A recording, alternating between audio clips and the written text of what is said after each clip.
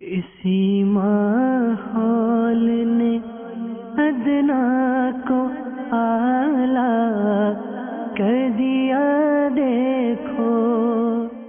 بارش کا جو سلسلہ ہوتا ہے تو بارہا نمازی جو نماز پڑھ رہے ہوتے ہیں پابند ہوتے ہیں، اب اگر راستے میں چلتے کپڑوں پر اگر کچھ اس کیچڑ کی کچھ چھینٹے آ جائیں تو اس میں وسوسہ ہوتا ہے کہ جناب میرے کپڑے ناپاک ہو گئے۔ تو یہ اس کا مسئلہ بھی سنیے کہ راستے کی کیچڑ چاہے بارش کی ہو یا کوئی اور ہو پاک ہے، جب تک اس کا نجس ہونا معلوم نہ ہو۔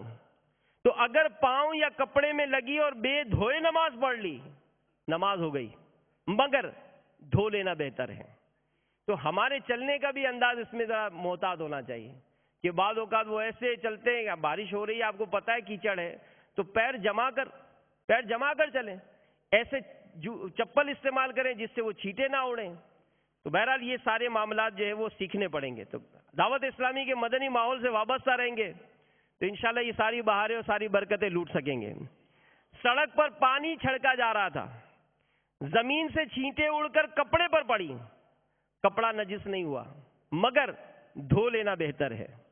بعض اوقات کتا ٹکرا جاتا ہے بدن سے تو وسوسہ ہوتا ہے کہ یار کتا ٹکرا گیا، اب کیا کرے، اب تو میں نماز کیسے پڑھوں گا؟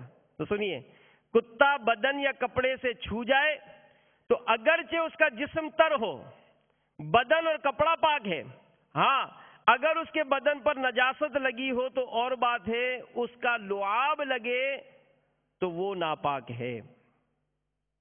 کتا وغیرہ کسی ایسے جانور مثلا سور، شیر، چیتا، بھیڑیا، ہاتھی، گیدڑ، دوسرے درندوں میں سے کسی نے جس کا لعاب ناپاک ہے آٹے میں منہ ڈالا تو اگر وہ گندا ہوا تھا آٹا تو جہاں اس کا منہ پڑا اس حصے کو الگ کر دے، باقی پاک ہے۔ اور سوکھا تھا تو جتنا تر ہوا وہ ناپاک ہے، باقی پاک ہے۔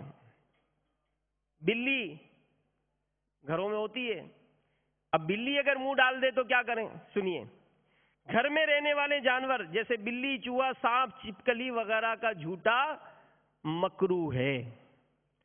اور امیر اہل سنت اس میں بھی تربیت فرماتے ہیں کہ رات جب سوئیں تو بالخصوص اپنے برتن وغیرہ ڈھانک کر رکھیں، ڈھانکنے کی چیز نہ تو بسم اللہ الرحمن الرحیم پڑھ کر ہی کوئی چیز اس کے اوپر رکھ دیں، کیونکہ بعض اوقات ایسے معاملات ہوتے ہیں کہ جو بڑا ہی مطلب دل خراش واقعات ہو جاتے ہیں۔ باب المدینہ کراچی میں ہی ایک میاں بیوی اپنی 3 چھوٹی چھوٹی مدنی منیوں کو اپنی پڑوسن یا عزیزہ کے گھر چھوڑ کر دونوں میاں بیوی حج کے لیے گئے۔